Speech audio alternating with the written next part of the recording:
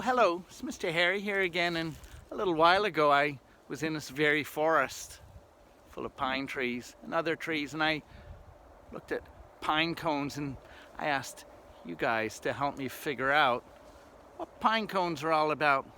What's the purpose of pine cones?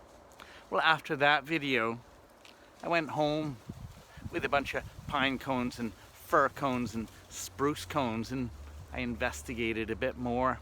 As I looked around, what came out of those were these tiny, tiny little things.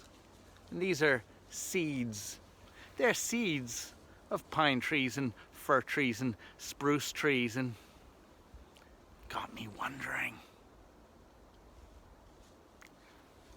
I had trouble figuring out how something so small as a tiny, tiny seed could end up growing into something as big as a tree.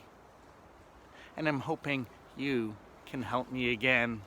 What I'd like you to do is ask your friends, your family, your teachers too, and see if you can figure out how a tiny, tiny seed turns into a big, huge tree.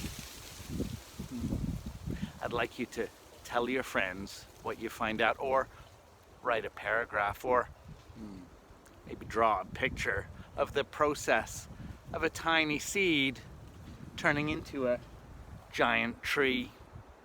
See what you can do. That would be lovely. See you soon.